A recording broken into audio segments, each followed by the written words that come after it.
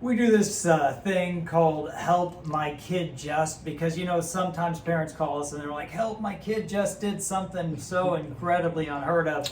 Jack, help, my kid just caught sneaking video games. I took him away. I told him you can't stay up all night playing your video games. What in the world are we going to do? Oh my gosh, well, why would they ever do that? Sometimes it drives me crazy. Listen, when people say, I don't know why my kid lied. You don't know why he lied? He was trying to get out of trouble. I mean, I don't know why my kid stole. He's getting something for free. I don't understand what you don't understand about why they did that. I think it's the better way to look at that is what are the options, what are the other solutions to that problem. Your kids are going to take the easiest way out. And the easiest way is to find the video games. If you hit them, they're going to look for them. I think there's a better way to handle this. They shouldn't be wanting to look for them because of another option that you've given them. They're going to want to do that. So not understanding why they would have done that, you just need to know they did that because that's what they wanted to do. You should expect them to want to do that. That's where I would start. If you are entering into a negotiation game with your kid, they just keep getting smarter and smarter, and there are YouTube videos that teach them how to negotiate and that kind of stuff. If it's a situation in which you have to hide video games, you're doing it wrong. Just straight up, right off the top. What are the consequences for getting caught doing something that you've been expressly told not to do? Well, I sure did talk to him.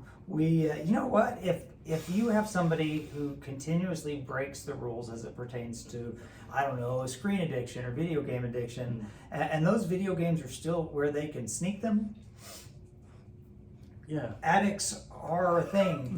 Video game addiction is a thing, and why would you tempt them with that? I don't keep heroin around Jack because I don't want to tempt somebody with something that they could become addicted to, and if I don't think they can handle it. This guy. No, but seriously, it's the truth. I mean, first off, if you're hiding video games in the house, you've already I think started on the wrong foot there.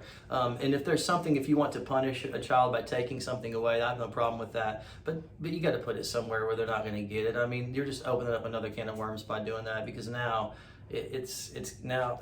You kind of put them in a bad spot because now they're able to do that, which they already want to do, and now you're allowing them to do that, and then you're going to get mad at them for doing that. I just think that we should start doing this different. If you're taking your video games away for a reason, or the kids' video games away for a reason, he needs to know why. He shouldn't be looking for them, and you shouldn't have them in a place. Listen, me and my wife, we actually have a storage unit for times where we take kids' stuff away. And that's just what we do. So it's their kids, though. Yeah, our kids, not other people's kids. But there's got to be.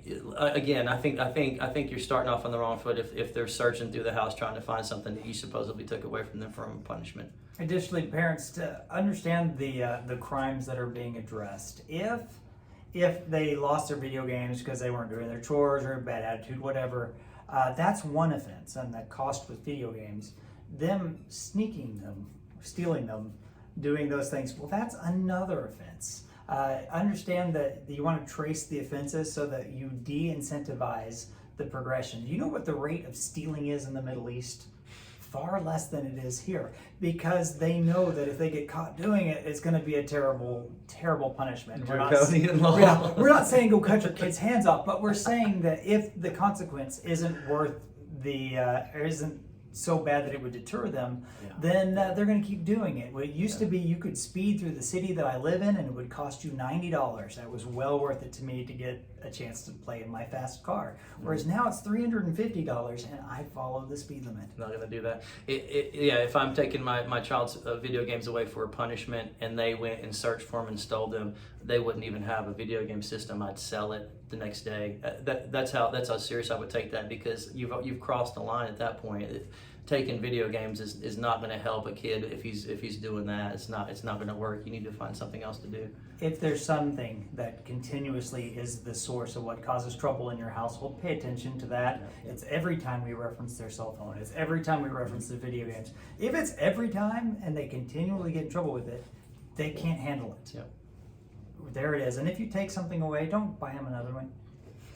Anyways, parenting is hard, and kids do the It's darndest tough. things. Sometimes you need a little bit of help. Sometimes you need somebody who can like get in your corner and like give you the bucket of ice and say, you go out there and get them, because it is, don't hit your kids, but to spur you on in the fight that is, because it is something you need to keep your endurance up, because Yes. love goes on and on even when it's hard, and sometimes you need people to cheer you on as you go and you help your kids to become who they're going to be. Jack does counseling, I do counseling, we'd love to work with you.